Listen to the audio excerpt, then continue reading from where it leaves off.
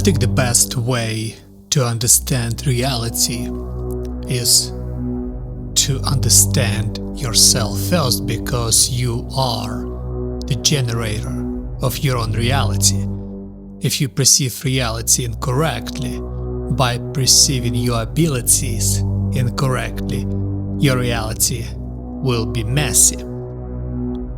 You are the one who are responsible for your own life, and if you see reality through other people's eyes, you don't have your own reality and you don't have yourself.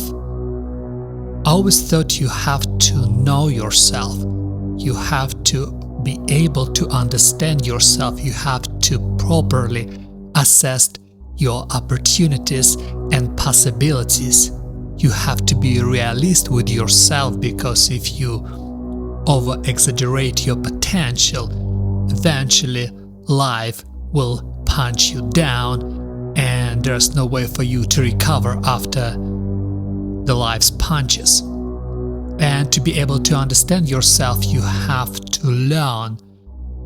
And it's incredibly, you have to learn about yourself, and it's incredibly tedious.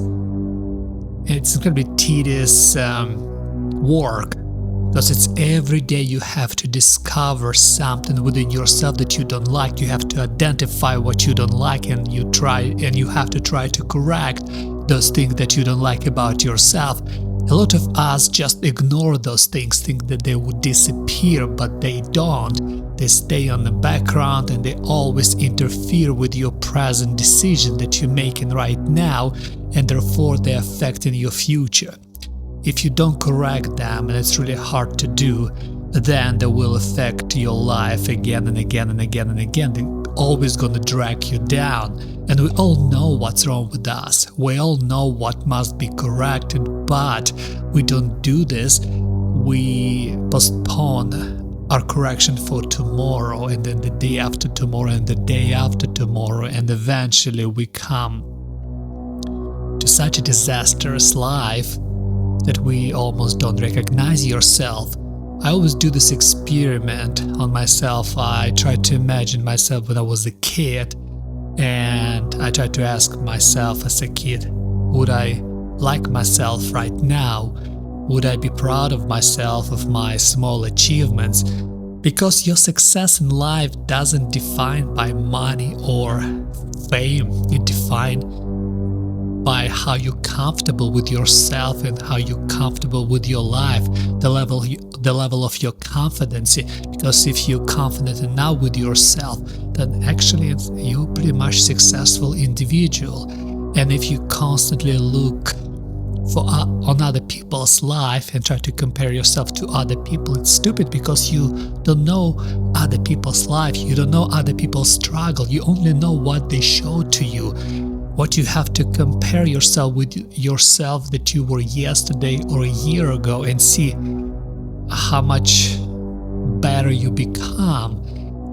That's a good thing. Like, you always have to take care of yourself mentally and physically. And there's a lot of resources to do so. There's a lot of books and podcasts that you can do your personal research to find out the ways how to improve your life. And I don't know why so many of us ignore it and drown themselves in this ridiculous comfort and terrifying of exposing yourself to realities of life, where you take challenge upon challenge upon challenge, because without challenges there's no way to become better. Growth requires such an amount of persistency and such an amount of pain that you have to deal daily with, be this pain mental or physical. For example, if you work out, you always have some muscle pain, and it's normal because muscle growth, and its growth requires such an amount of pain. The same, for example, in mental, you have to let your old yourself die to be able to give birth to your new self. And again, for this you have to be able to learn yourself. If you refuse to learn yourself, if you don't know who you are and what you truly want, then how the hell you're supposed to find your place under the sun? And it's a journey through years. You go year after year after year after year, and you try to always look at yourself in the most honest way, because what's the point of lying to yourself? Because this lie will come back and bite you. But if you look honestly at yourself, if you try to figure out what exactly wrong with me and how I can correct myself and how I can improve myself, how I can make myself stronger, how I can handle more things, and what exactly do I want, and take a risk and go outside your comfort zone constantly and try to test reality, try to test your ideas, try to understand your reasoning, and try to give this reasoning to other people and listen their feedback.